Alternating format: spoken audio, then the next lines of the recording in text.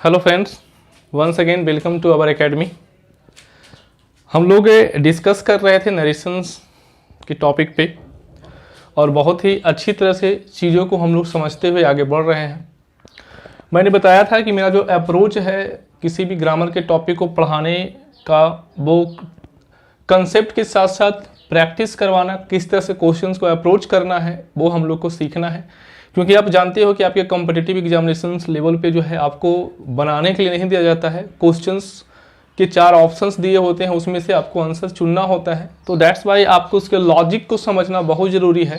ये क्वेश्चन कैसे मूव करता है, किस तरह से वो मूव करता है। ठीक है, एक छोटा सा ब्रीफ रिवीजन लेकर उसके बाद हम लोग आगे बढ़ते हैं। चलिए आप लोग ध्यान से यहाँ पर समझिएगा, क्योंकि हर एक सेगमेंट, हर एक क्वेश्चन की जो हमारा ग्रुप है उसमें कुछ ना कुछ चीज़ें, नई चीज़ें सीखने को आपको मिलती है। चलिए स्टार्ट करते हैं।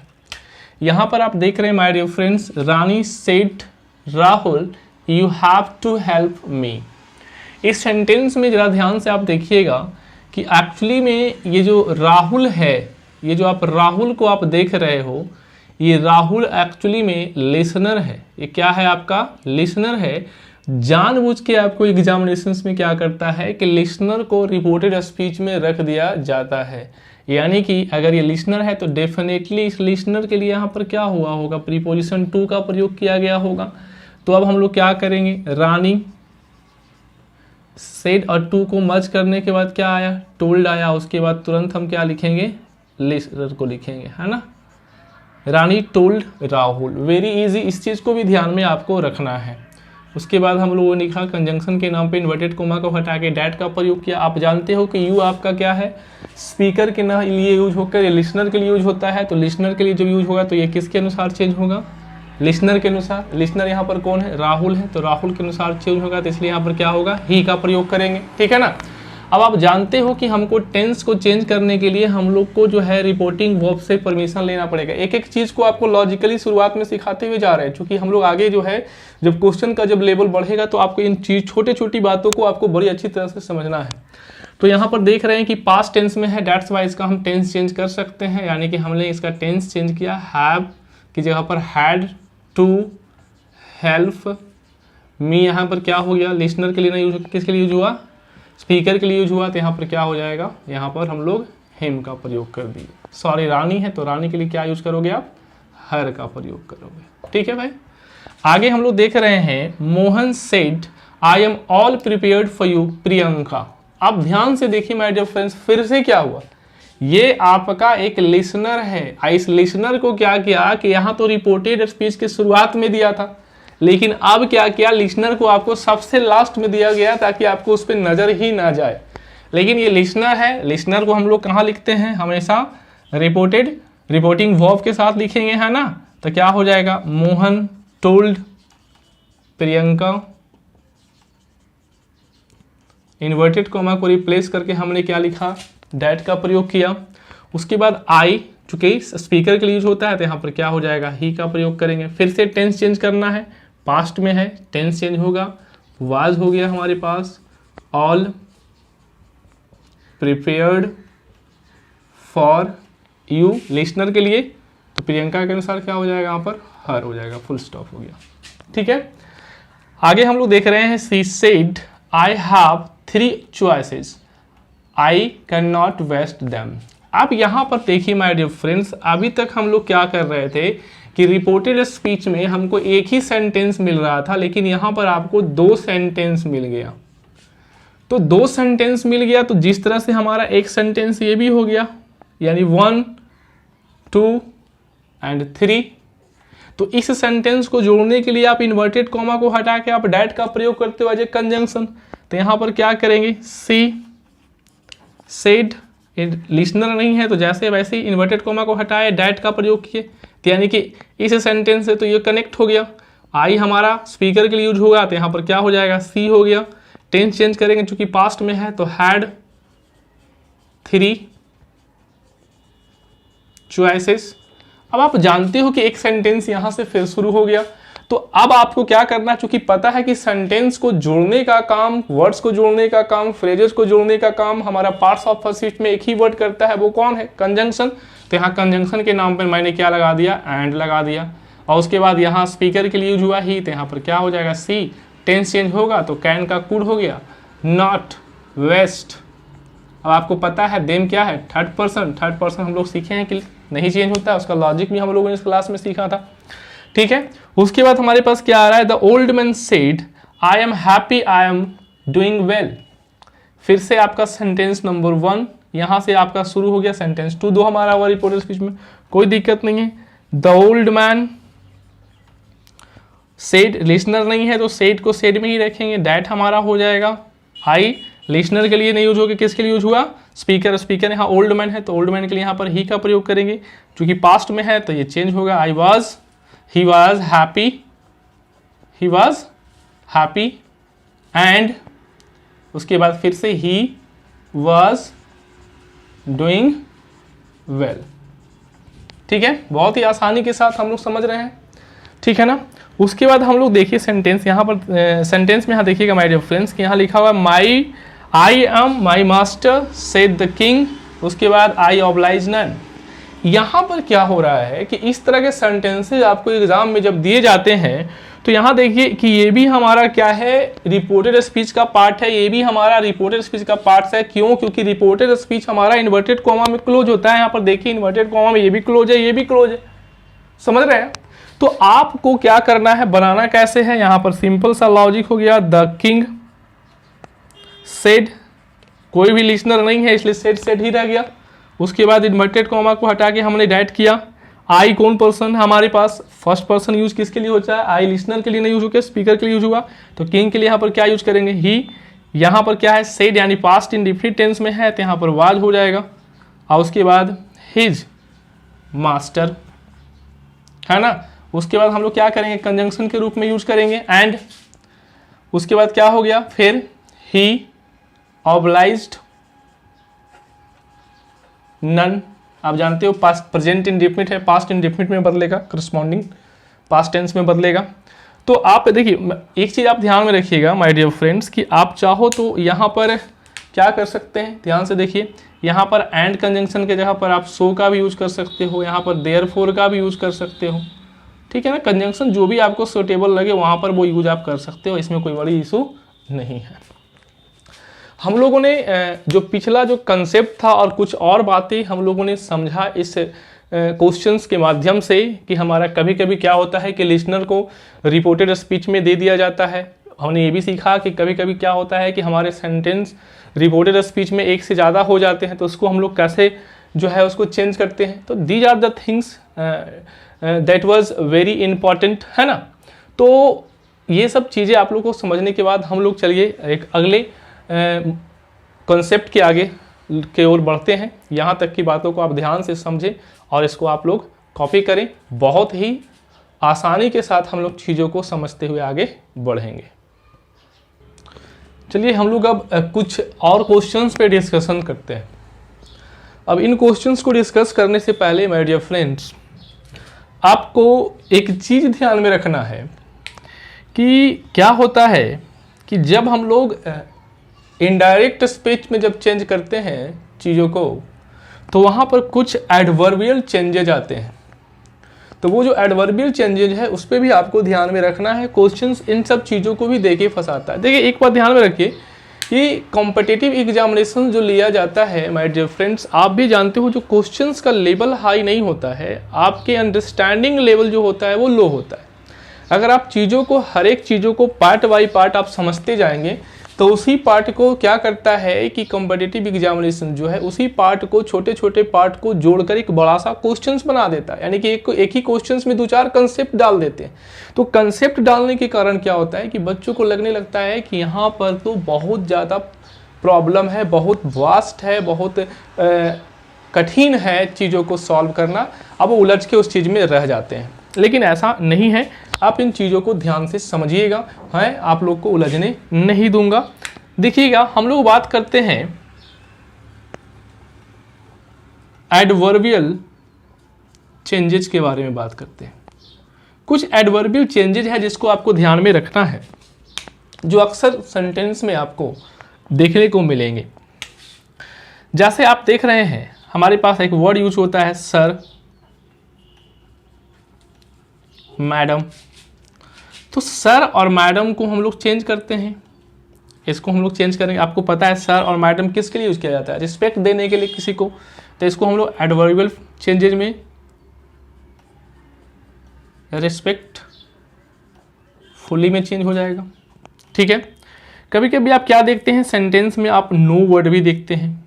तो नो को हम लोग क्या करेंगे, हम लोग नो को चेंज करेंगे क्या चीज पे?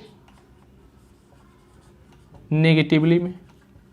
ठीक है। एडवर्बियल चेंजेस, एडवर्ब में इसको बदलना पड़ेगा एल वाई लगाकर।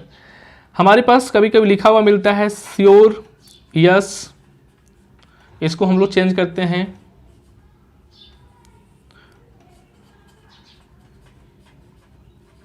पॉजिटिवली। विजिबल है ना, पॉजिटिवली।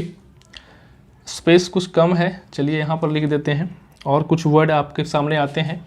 जैसे एक वर्ड आता है डियर, बहुत फेमस वर्ड है, आप जानते भी होंगे। तो डियर शब्द का जब यूज करते हो तो आप यूज क्यों करते हो? किसी के प्रति प्यार दिखाने के लिए, स्नेह दिखाने के लिए। तो आप इसको हम लोग सिंपल सा भाषा में चाहें तो लविंगली भी कह सकते हैं, नहीं तो जरा सा और ऊपर जाइए अफेक्शनेटली भी बोल सकते हैं, कोई दिक्कत नहीं है। ठीक है ना। हम वो लोगों ने इसको चेंज किया, डियर को क्या चीज़ में चेंज किया? लविंगली में, अफेक्शनेटली में, है ना। सर और मैडम को क्या चीज़ में चेंज करेंगे? रेस्पेक्टफुली में। नो को क्या चीज़ में? नेगेटिवली में। श्योर या यस हो तो पॉजिटिवली में चेंज करेंगे। और जैसे जैसे वर्ड हमारे सामने आते जाएंगे मैं उसके बारे में डिस्कस करूंगा। लेकिन एक बात आपको ध्यान में रखना है, मैं इधर लिख लेता हूं कि अगर आपको वर्ड, ध्यान से समझिएगा, बहुत ही इंपॉर्टेंट चीज़ है ये सब चीज़, ज़्यादा टेंशन बच्चों को दे देता है कभी कभी। अगर वर्ड आपको सॉरी मिले, क्या मिले? सॉरी। तो सॉरी क्या होता है माय डियर फ्रेंड्स? सॉरी जो है वर्ड अगर दिखने को मिले आपको रिपोर्टेड स्पीच में, तो चूंकि रिपोर्टेड स्पीच में ये सब वर्ड दिखने को मिलेगा ना, चूंकि रिपोर्टिंग वर्ब में तो हम लोग जानते हैं कांस्टेंट हमारा एक हमारा स्पीकर होता है, एक लिसनर होता है, एक हमारा रिपोर्टिंग वर्ब होता है। ठीक है ना। तो ये सब चीज़ें जो आपको मिलेंगे, कहाँ पर मिलेंगे आपको? वो रिपोर्टिंग वर्ब में ना मिलके कहाँ मिलेंगे? रिपोर्टेड स्पीच में ही मिलेंगे। तो सॉरी वर्ड आपको देखने को मिले तो इसको में क्या होता है कि हम लोग रिपोर्टिंग वर्ब को ही चेंज कर देते हैं। फिर हम लोग इसमें रिपोर्टिंग वर्ब को ही बदल देते हैं, रिपोर्टिंग वर्ब ही हमारा चेंज हो जाता है। और रिपोर्टिंग वर्ब किस तरह से चेंज होता है, वहाँ पर हम लोग क्या लिखते हैं? अपोलो जायज लिखें, अपोलोजाइजेज या अपोलोजाइज्ड। ये तो आपको टेंस का बात है, टेंस में आप इसको समझ सकते हैं। तो इस वर्ड में हम इसको चेंज कर देते हैं। ठीक है।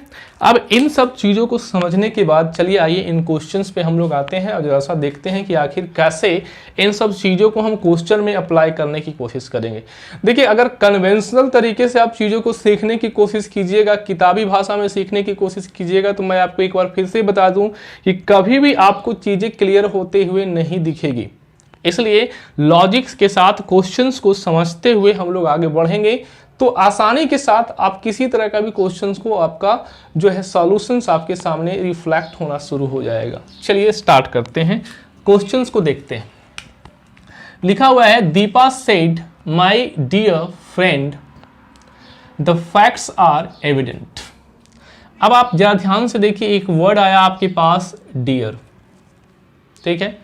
एक्चुअली में ये डियर वर्ड आया, डियर वर्ड को आप देख रहे हो कि किसके तरफ साइन कर रहा है? एडवर्बियल चेंजिंग की तरफ साइन कर रहा है। ये जो आप देख रहे हो माई और जो फ्रेंड आप देख रहे हो, मैंने आपको बताया था कि हम लोग क्या करते हैं, पिछले सॉल्यूशंस में हम लोगों ने बात किया था कि आपके रिपोर्टिंग वर्ब के साथ जो हम लिसनर का यूज करते हैं वो क्या करता है, एग्जाम कभी कभी आपको जो है कहाँ पर दे देता है? रिपोर्टेड स्पीच में दे देता है। तो उसके लिए हम लोग को टेंशन लेने की जरूरत नहीं है। अब हम लोग क्या करेंगे, यहाँ पर हो जाएगा दीपा, ठीक है, सेड टू यहाँ पर आएगा, क्योंकि यहाँ पर फ्रेंड है तो यहाँ पर क्या हो जाएगा? टोल्ड है। यहाँ पर क्या हम लोग करेंगे? सेड टू को टोल्ड में बदलेंगे ना, दीपा टोल्ड। ठीक है, अब देखिए माई फ्रेंड है तो इसको इधर लाइएगा तो आपको हिज दीपा के अनुसार चेंज करना पड़ेगा, तो यहाँ पर क्या हो जाएगा हर फ्रेंड। देखिए ध्यान से समझिएगा चीज़ों को, बहुत ही लॉजिकल है, जरा सा भी आपको गलती हुआ तो क्वेश्चंस आपका गया।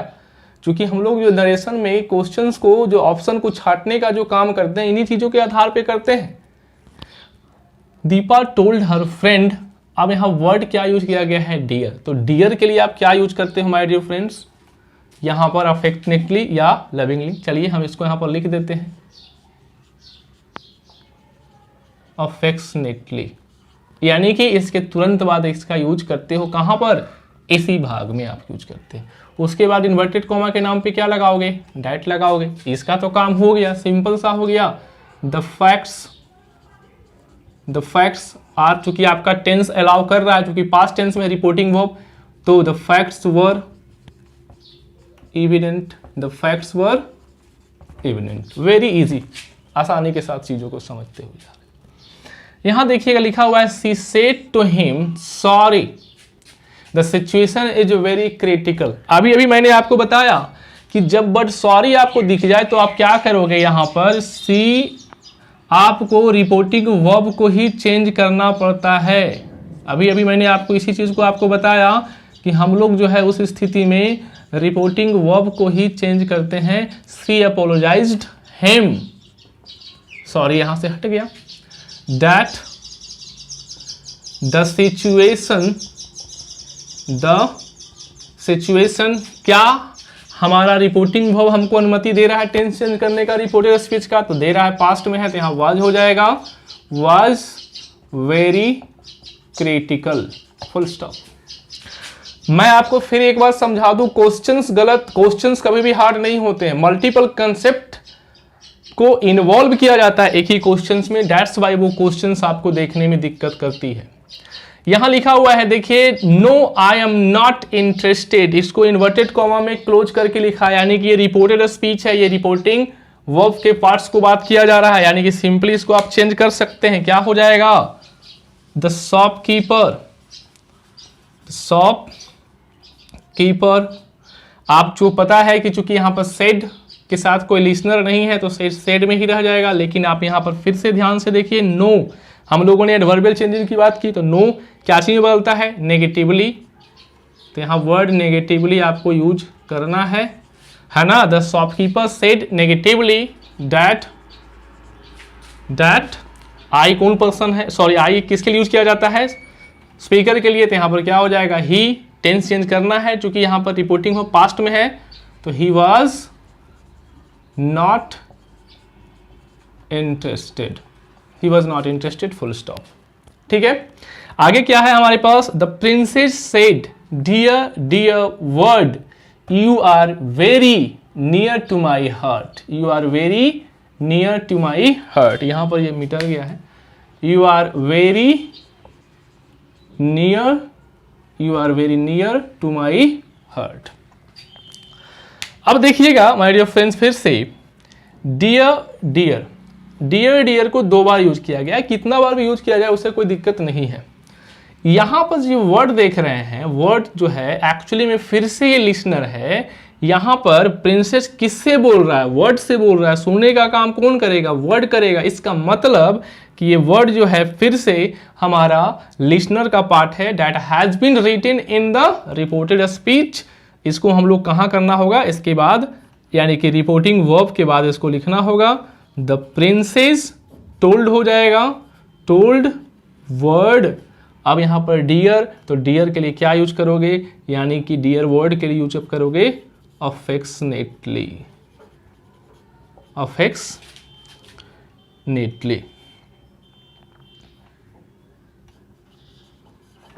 ठीक है। अफेक्शनेटली इन्वर्टेड कॉमा को हटा के आप डैट लगा रहे हो, यू कौन पर्सन हो गया, यू हमारा लिसनर के लिए यूज होता है, तो लिसनर यहाँ पर कौन है, वर्ड है, तो वर्ड के लिए आप क्या यूज करोगे, इट का यूज करोगे ना, इट का यूज करोगे, टेंस चेंज होगा तो इट के साथ आप वाज लगाओगे, it was very near to my listener के लिए नहीं, स्पीकर के लिए यूज होता है, तो यहाँ पर प्रिंसेस के लिए क्या यूज करोगे, हर हर्ट।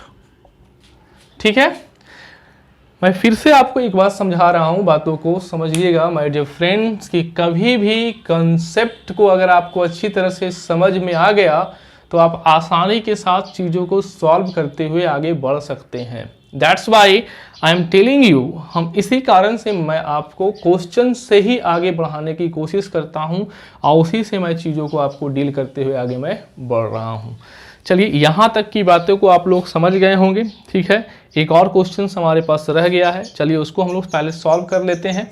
ऊपर के हिस्से को हम मिटा रहे हैं, आप वीडियो को पॉज करके आप देख लीजिएगा और उसको आप लिख लीजिएगा, ठीक है ना।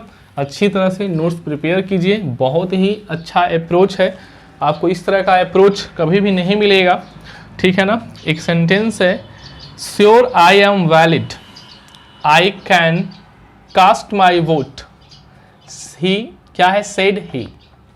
फिर से आप देख रहे हैं कि ये हमारा क्या है, दोनों का दोनों किसका पार्ट है, दोनों का दोनों रिपोर्टेड स्पीच का पार्ट है। दो सेंटेंस का यहाँ कंसेप्ट दिया, दो सेंटेंस को जोड़ने के लिए कंजंक्शन का काम किया जाता है। दूसरा में श्योर वर्ड भी दिया गया, इनके एडवर्बियल चेंजिंग भी दे दिया गया है। तो कैसे करेंगे हम लोग, सिंपल सा है, तो क्या हो जाएगा, ही सेड, इसके बाद कोई लिसनर नहीं है तो ही सेड श्योर, तो श्योर के लिए क्या यूज करते हैं हम लोग, पॉजिटिवली ना, he said positively that, he said positively that, आगे क्या है, I am valid, तो यहाँ पर I के लिए ही हो जाएगा, टेंस पास्ट में है तो इसलिए was का प्रयोग करेंगे, was valid। दो सेंटेंस को जोड़ने के लिए and का प्रयोग करेंगे, he could cast, he could cast, क्या हो जाएगा, his vote। तो आई होप कि आप यहाँ तक की चीज़ों को बड़ा ही आसानी से समझ गए होंगे और मैं आपको आशा करता हूँ कि नरेशंस को अगर आप अच्छी तरह से आप चीज़ों को एक एक पार्ट, एक एक कंसेप्ट को अगर आप समझ लेते हैं तो मैं आपको विश्वास दिलाता हूं कि आपका नरेशंस का जो लेवल होगा, जिस तरह से हमने वॉइस को डिस्कस किया उसी तरह से नरेशंस में भी आपको किसी तरह का और कोई भी चीज़ पढ़ने की ज़रूरत नहीं होगी। आपके पास किसी तरह का कोई भी क्वेश्चन आता है तो आप उसको लॉजिक के साथ सॉल्व कर दोगे, ठीक है ना। चलिए हम लोग फ्रेंड्स आज के लिए इतना ही, फिर मिलते हैं अगले वीडियो में, ठीक है। बढ़िया से आप वीडियो को देखें, समझें, और अभी तक आपने मेरा चैनल को सब्सक्राइब नहीं किया है तो आप ज़रूर सब्सक्राइब करें, क्योंकि मैं आपको इस प्लेटफॉर्म के माध्यम से ऑथेंटिक चीज़ें प्रोवाइड करने की कोशिश कर रहा हूं। जो इंग्लिश में लोगों का एक जो मन में ऐसा एक डर या एक ऐसा भ्रम बैठा हुआ है, क्योंकि आप देखते होंगे, एक चीज़ आप समझते होंगे कि जब आप एग्जामिनेशन में आप जाते होंगे, कॉम्पिटिटिव एग्जामिनेशन फेस करते होंगे, तो जैसे ही आप मैथ के क्वेश्चंस को देखते होंगे या रीजनिंग के क्वेश्चंस को देखते होंगे तो आप देखते के साथ कहा देते होंगे कि हमसे नहीं बनेगा, और जब बनता होगा तो आपको पता होगा कि हम 100% सही है। लेकिन ऐसा बच्चों को इंग्लिश में कॉन्फिडेंस नहीं होता है। इंग्लिश के कोई भी क्वेश्चंस को वो देखते हैं तो उनको ये नहीं लगता है कि नहीं बनेगा, लगता है बन जाएगा, बन जाएगा, बन गया। अब ये नहीं समझ में आ रहा है कि 100% सही है कि गलत है। तो उस चीज़ को हम लोग जो है आपके दिमाग में एक पॉजिटिव सेंस क्रिएट करना चाहते हैं। पॉजिटिव सेंस कहने का मतलब ये हुआ कि मैं आपको कंसेप्ट को किस तरह से अप्रोच करना है क्वेश्चंस में, वो मैं आपको सिखा रहा हूँ। चलिए आज के लिए इतना ही, फिर मिलते हैं अगले वीडियो में। धन्यवाद।